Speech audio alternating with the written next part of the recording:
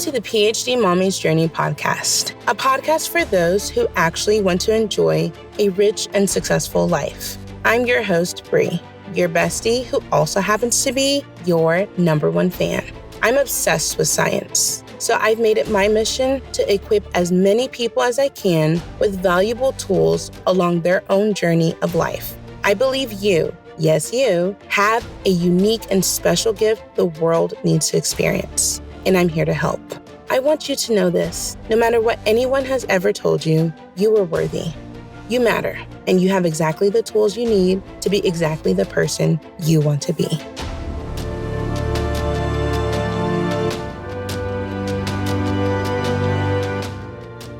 This is the 8th episode of the series Unf Yourself by Gary Bishop.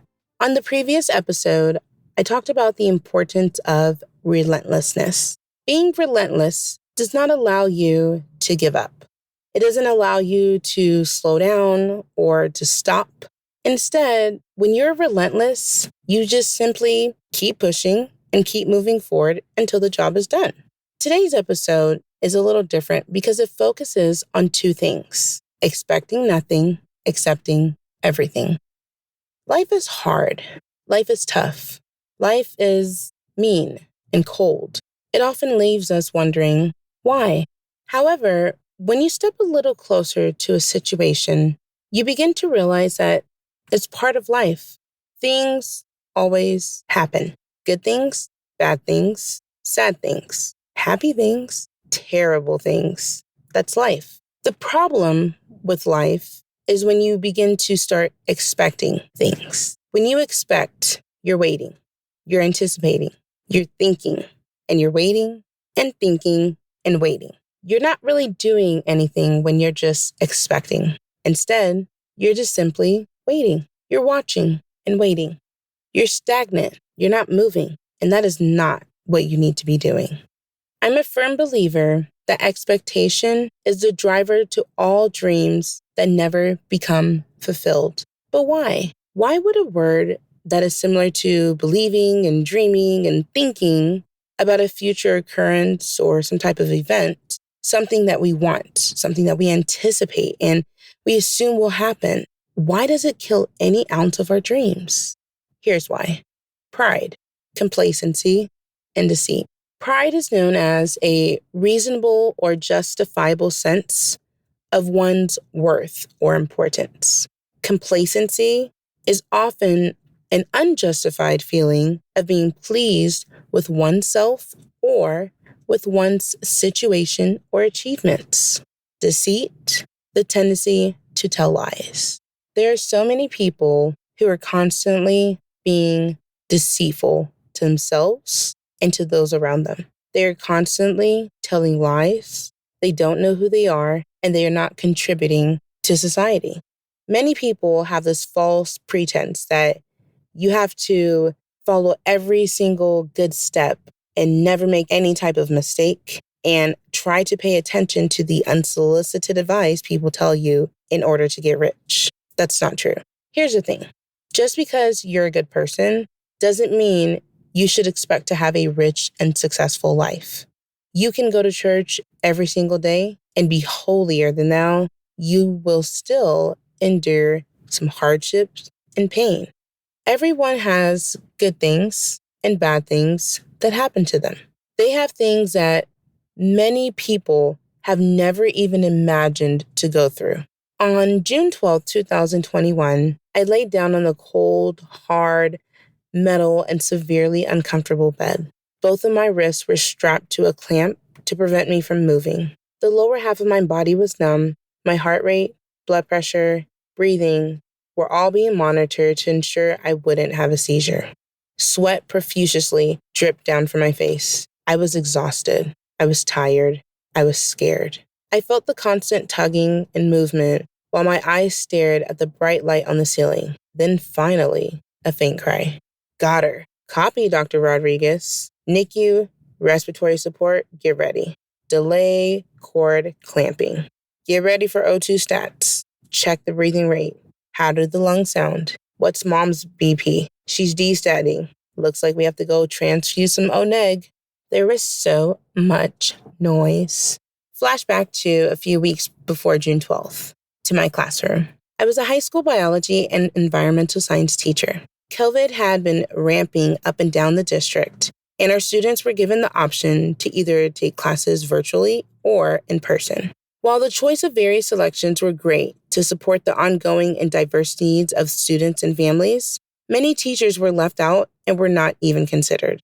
If you know a teacher who worked during COVID, then you should know. Teaching during COVID was rough. We had to teach both in person and virtual classes at the same time. We also had to prepare for the biology STAR test. I also needed to make sure that my seniors were cleared to graduate, basketball playoffs, finish my PhD coursework, manage a toddler, and trying to maintain my sanity while being pregnant. Needless to say, I was under immense stress. I barely slept. I barely ate. I was always stressed. Finally, on June 7th, my body had had enough. The pressure I placed onto my body was beyond its capacity, and I was taken to the hospital. By the time I arrived, my blood pressure was 194 over 176. Super high. My head was spinning. My vision was blurry. My hands and feet were swollen. IV fluids were being rushed down into my veins, along with other medications to help control my blood pressure. I had multiple MRIs done, CAT scans. If this sounds familiar, it probably is. I was diagnosed with preeclampsia. Preeclampsia is a complication of pregnancy that happens after the 20th week. Anyone can develop preeclampsia at any time. In fact, preeclampsia affects 8% of births worldwide. Preeclampsia happens whenever a pregnant woman's blood pressure randomly elevates. It's very serious because it can lead to organ damage, stroke, and seizures. Back to June 12th. My daughter was born, 3 pounds. She was so tiny. I couldn't really make out her face because she was in an incubator and also because I couldn't really see. Remember, blurry vision. Throughout her 3-month NICU stay, my baby was born at 30 weeks and she was 3 pounds. She endured a lot.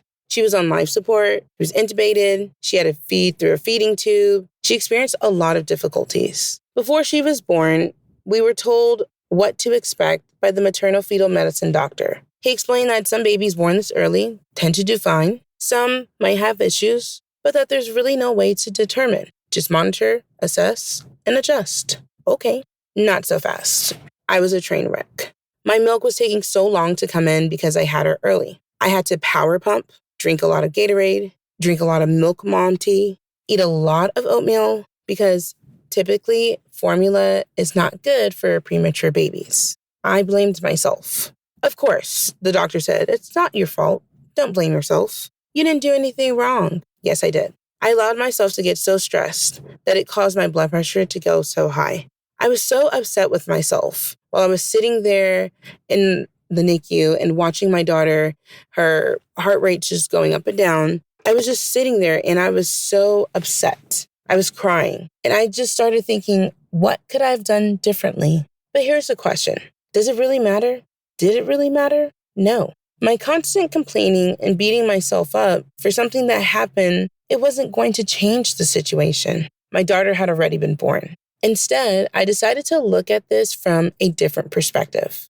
I decided to learn from this experience so I can become a better mom. The NICU was definitely hard and expensive, but we made it through.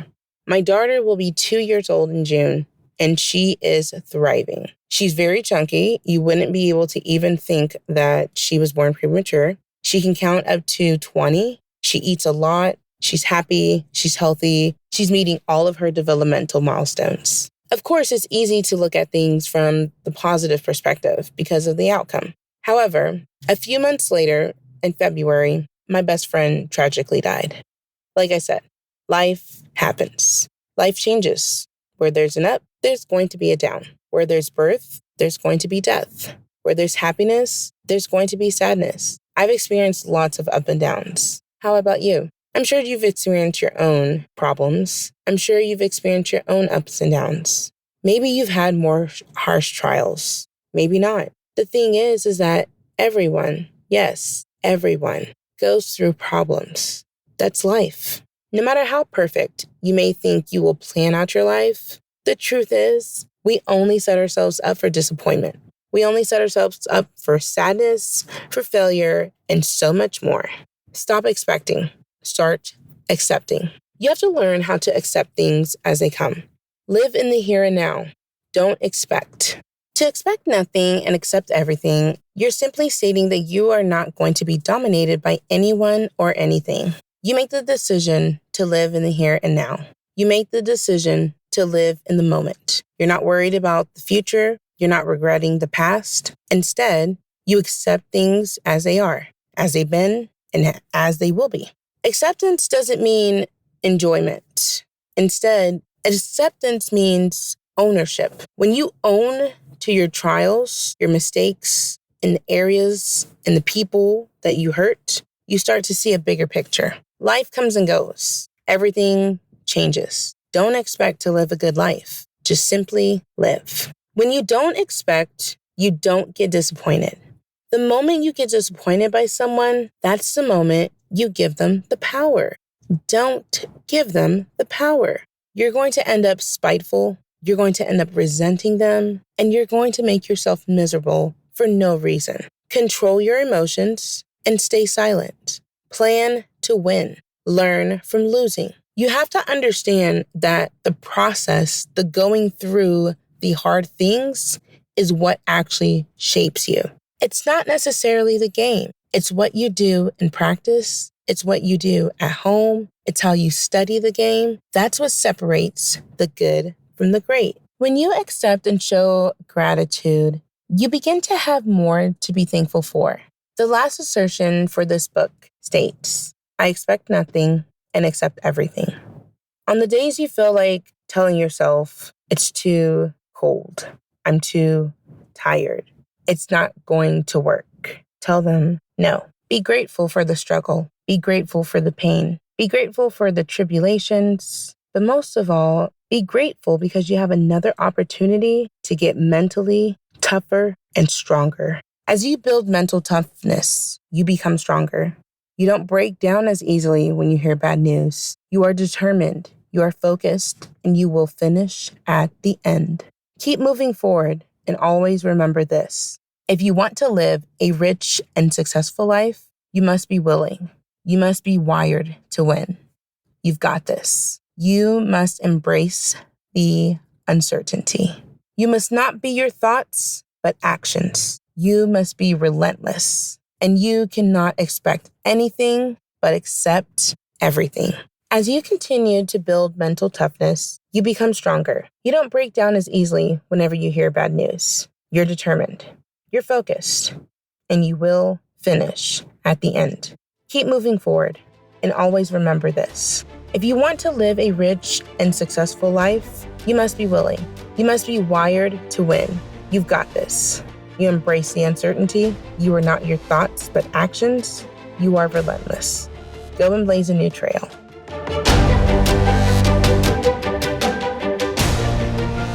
Thank you for listening to the PhD Mommy's Journey podcast. Feel free to listen to this episode and the entire series wherever you listen to podcasts. Follow my Instagram at the PhD Mom Life or on my website at www.aphdmommy.com. Keep striving forward and never give up.